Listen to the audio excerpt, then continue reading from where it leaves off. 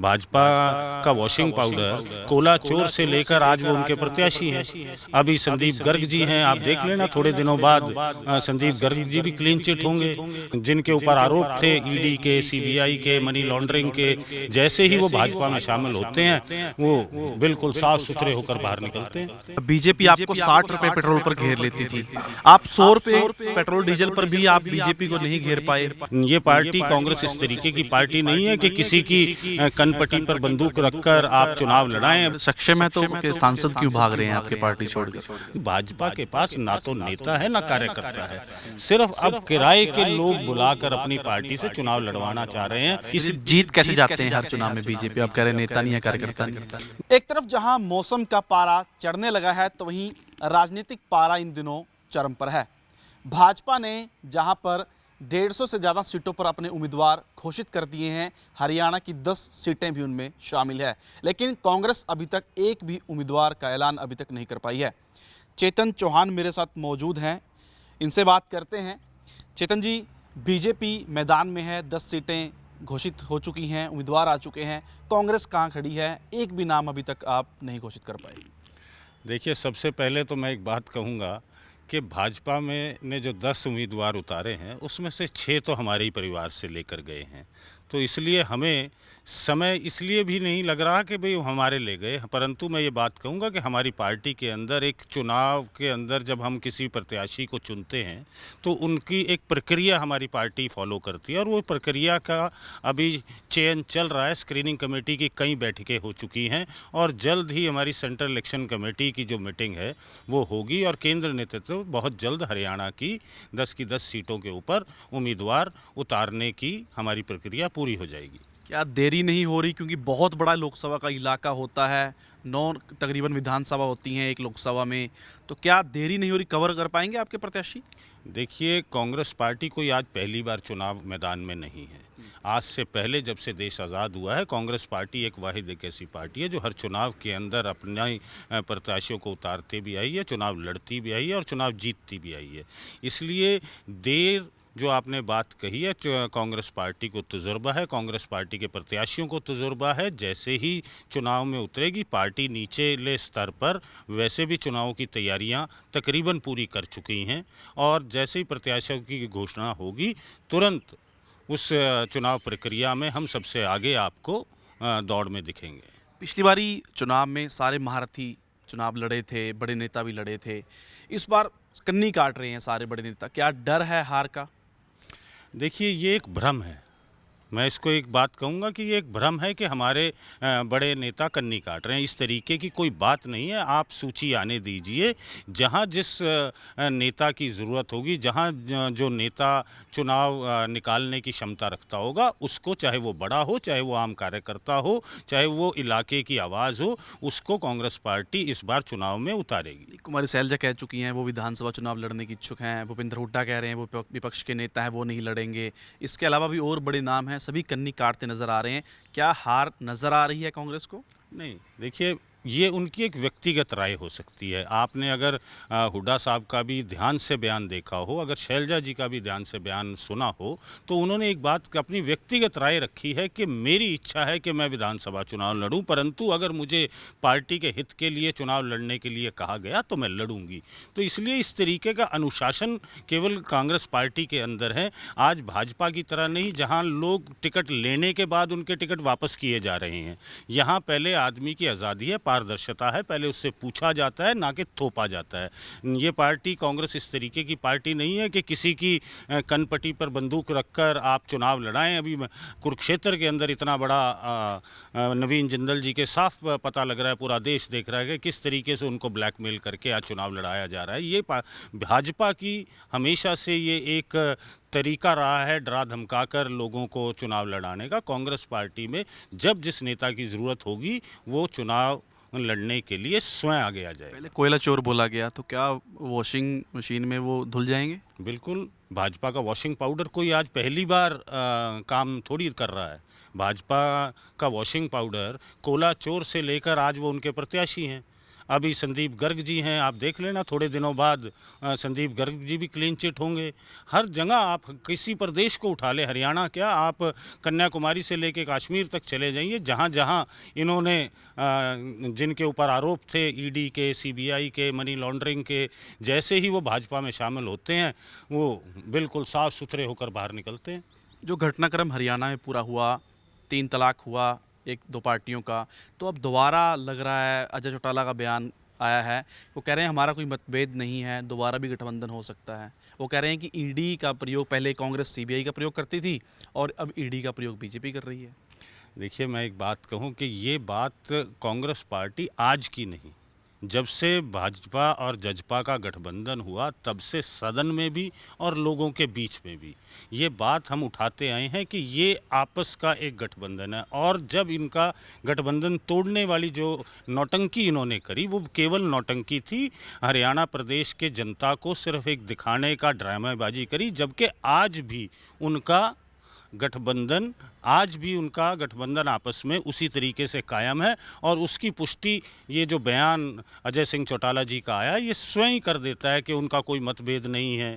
तो और क्या चाहिए आपको? 4 साल तक पहले मलाई खाई, अब उनको ये डर लग रहा है कि कहीं हमें अंदर ना दे दें, कहीं वही ईडी का जो आपने बात करी कि भी कांग्रेस, आज उनको यही डर लग रहा है कि दुरुपयोग ना हो। अपना डर बोल रहा है उनका, उनको किसी सत्ता की बात नहीं, उनका अपना डर है कि जो काले कारनामे 4.5 साल दुष्यंत ने जो किए हैं। अभय भी कह रहे हैं कि एक डायरी है संदीप गर्ग की, कागजात हैं, उसमें भी उनके नाम हैं। देखिए, ये डायरियाँ राजस्थान में भी निकली थी, आज वो लाल डायरी कहाँ है?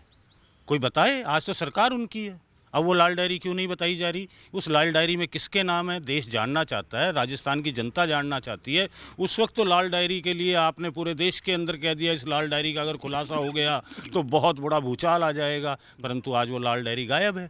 इसी तरीके से ये सिर्फ जनता को प्रमुख मुद्दे जो हैं उनसे दूर करने के लिए ऐसे शगुफे छोड़ते हैं। जो जनता आज हरियाणा की त्रस्त है, जो पिछले 10 साल के अंदर इन्होंने कुछ किया नहीं, बेरोज़गार आज सड़कों पर है, किसान हमारे धरने पर बैठे हुए हैं, महिलाएं सुरक्षित नहीं हैं, उसके ऊपर बात कोई कर ही नहीं रहा। अच्छा बताइए, यहाँ पर आपका गठबंधन है आम आदमी पार्टी के साथ, कुरुक्षेत्र में आपका प्रत्याशी भी है, यहाँ आप भाई भाई हैं, पंजाब में आप दोनों अलग अलग हैं, वहाँ आप उनका विरोध करोगे, उनकी कमियां गिनाओगे, यहाँ उनके फ़ायदे गिनाओगे?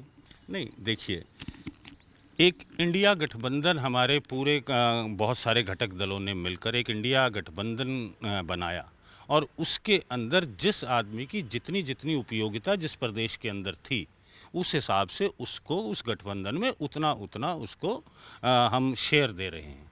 और पंजाब में हमें नहीं लगता कि हमें कोई ज़रूरत है, कांग्रेस पार्टी खुद सक्षम है लड़ने में, और ये बात आम आदमी पार्टी की शीर्ष नेतृत्व समझ रहा है कि वो भी सक्षम है। फिर सक्षम है तो के सांसद क्यों भाग रहे हैं आपके पार्टी छोड़कर? देखिए, हमारे तो फिर वही बात, अभी नवीन जिंदल जी भी आए, 6 आदमी हमारे, आज भाजपा ने 10 में से 6 तो हमारे ही कांग्रेस के सीनियर नेता और नेताओं को लेकर गए हैं। इसी तरीके से आज भाजपा उधर से ले जा रही है। अब आम आदमी पार्टी के भी सांसद और एक एमएलए भाजपा ज्वाइन कर गया है, क्योंकि भाजपा के पास ना तो नेता है ना कार्यकर्ता है, सिर्फ अब किराए के लोग बुलाकर अपनी पार्टी से चुनाव लड़वाना चाह रहे हैं।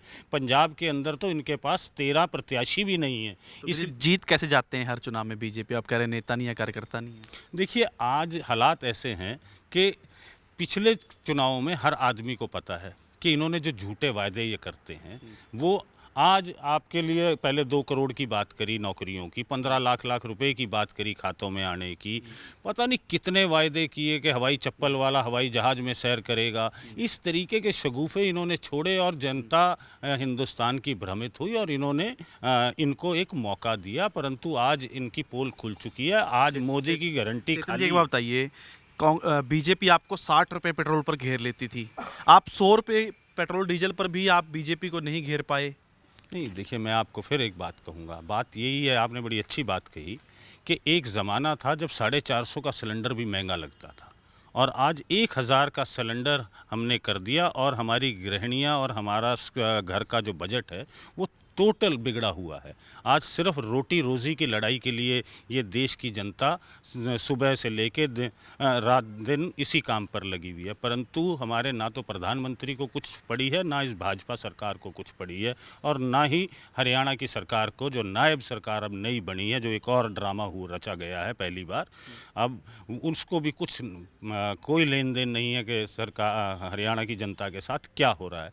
परंतु जो आपने सवाल दिया, यही आपने घेरने की बात करी, मैं ये कहता हूँ कि आप इस चुनाव में चौंकाने वाले नतीजे आएंगे। और जो बात आपने कही कि आज 60 रुपये वाला महंगा लगता था, आज 100 रुपये वाला महंगा नहीं लगता, जनता को लगता है, जनता जवाब देगी, क्योंकि इनकी जो गुंडागर्दी है उससे जनता अपनी बात देश के अंदर पहली बार को उम्मीद है कि शाइनिंग इंडिया वाला हशर होगा 2024 में भी। उससे भी ज़्यादा जो 2004 में जो इंडिया शाइनिंग का नारा दिया था और लोगों ने उसको नकारा था, इस बार मोदी की गारंटी जो नारा आया है वो नारा खोखला निकलेगा और लोग मोदी को ये गारंटी से बताएंगे कि इस बार आपकी सरकार नहीं बनेगी। गारंटियाँ तो राहुल गांधी भी दे रहे हैं। देखिए, हमने जो गारंटी दी, राहुल जी ने एक बड़ा सोच समझकर, ऐसे नहीं, इनकी तरह नहीं कि घर में बैठकर आप बड़ी बड़ी घोषणाएं कर दें। राहुल गांधी ने कन्याकुमारी से चलकर, पैदल चलकर कश्मीर तक गए और अभी 6000 किलोमीटर की एक भारत जोड़ो न्याय यात्रा करी। वो लोगों के बीच में गए, लोगों से आवाज़ निकली, जो लोगों को चाहिए था वही हमने दिए। हमने 5 न्याय दिए, हमने नारी न्याय दिया, हमने रोज़गार न्याय दिया, हमने भागीदारी न्याय दिया और बहुत सारी चीज़ें। हमने एमएसपी का कानून को लागू करने का कहा है कि भाई अगर हमारी सरकार आई तो सबसे पहले हम एमएसपी पे कानून बनाएंगे। तो ये जो चीज़ें आई हैं, ये ड्राइंग रूम में बैठकर नहीं है, ये लोगों के बीच में जाकर आई हैं। और वो हमारा पूरा करना, जो जनता की आवाज़ है, ये एक राजनीतिक पार्टी क्या कर्तव्य है और उस कर्तव्य के लिए कांग्रेस पार्टी हमेशा खड़ी रही है और उसी कर्तव्यों को पूरा करने के लिए आज हमने ये न्याय देश के आगे रखे हैं। हरियाणा में कांग्रेस के काफ़ी मुख्यमंत्री हैं, दावेदार हैं, तो क्या इकट्ठे होकर लड़ पाएंगे और 10 में से कितनी सीटों पे आप फाइट मानते हैं, कौन सी समझ रहे हैं कि जीतेंगे? देखिए, आपने मुख्यमंत्री की बात कही, मुख्यमंत्री कौन नहीं बनना चाहता? क्या भाजपा में कोई ऐसा आदमी है जो ये कह दे मैं मुख्यमंत्री नहीं बनना चाहता? इच्छाएं होनी अलग बात है, परंतु पार्टी को ये देखना है कि किसके नेतृत्व से आगे जनता का भला हो और पार्टी और मजबूत हो। तो वो तो समय आने पर आपको पता लग जाएगा कि कौन आदमी मुख्यमंत्री की कहा कुर्सी जा रहा है पर कि बैठेगा। कुमारी सैलजा डर रही हैं इस बार चुनाव लड़ने से, वो तय नहीं कर पा रही अम्बाला लड़ेंगी या सिरसा में सेफ हैं। नहीं, देखिए ऐसा है, ये सब जब चुनाव आता है तो ये एक, जिसे हम अफवाहों का बाज़ार गर्म होता है, तो अफवाहों का बाज़ार गर्म है। मैंने अभी भी आपको कहा कि जिस दिन ज़रूरत होगी, जिस दिन पार्टी समझेगी कि उनका उपयोग कहाँ सबसे उपयोगी है, कुमारी शैलजा जी सबसे पहले वहाँ खड़ी हुई आपको नज़र आएंगी। पंजाब में आपने एक एक्सपेरिमेंट किया था, चन्नी को सीएम बनाया, दोनों सीटें वो हार गए थे। क्या नायब सिंह सैनी भी उसी राह पर तो नहीं है? वैसा असर तो नहीं हो जाएगा? देखिए, मैं चन्नी से नायब सैनी जी को कभी भी उनका तुलना नहीं करूँगा, और इसलिए नहीं करूँगा कि एक तो पंजाब के अंदर ठीक है रिज़ल्ट जैसा मर्जी आया हो, परंतु हमने 33% आबादी के आदमी को हमने बागडोर सौंपी। एक पिछड़े वर्ग से, एक एससी वर्ग के दलित परिवार से उठे हुए आदमी को हमने मुख्यमंत्री बनाया। दूसरी बात कि नायब सिंह सैनी और चन्नी के अंदर बहुत बड़ा अंतर है। चन्नी पहले भी कैबिनेट मिनिस्टर रहे हैं, एमसी से चुनाव लड़ते क्या आ रहे हैं। हरियाणा में हाल होगा, क्या मानते हैं, या ये मास्टर स्ट्रोक है बीजेपी का? नहीं, ये मास्टर स्ट्रोक तो मैं क्या कहूँ, ये तो इन्होंने एक नौटंकी करी है। अपनी जो खट्टर साहब की नाकामियाँ थी, जो भाजपा की नाकामियाँ थी, उसको छुपाने के लिए इन्होंने एक मखौटा बदला है। सेल्फ गोल हो जाएगा? हाँ, सेल्फ गोल तो हो चुका। अब ये इनको भी पता है, आज जो हालात हैं वो इनको भी पता है। नहीं तो क्या 10 साल से राज करने वाली पार्टी को दूसरे दल से नेता लाकर चुनाव लड़ाने पड़ रहे हैं। आज हरियाणा में आप कांग्रेस की बात कर रहे हो कि भागते हुए लगे, इनके पास कैंडिडेट नहीं है। आज भी कांग्रेस वाले ही जाकर इनकी कमान संभाल रहे हैं वहाँ जाकर। तो ये थे एआईसीसी के सेक्रेटरी चेतन चौहान, जिनका कहना है कि इस बार मोदी नहीं, राहुल की गारंटी पर देश की जनता भरोसा करेगी और हरियाणा में चौंकाने वाले चुनावी रिजल्ट आएंगे।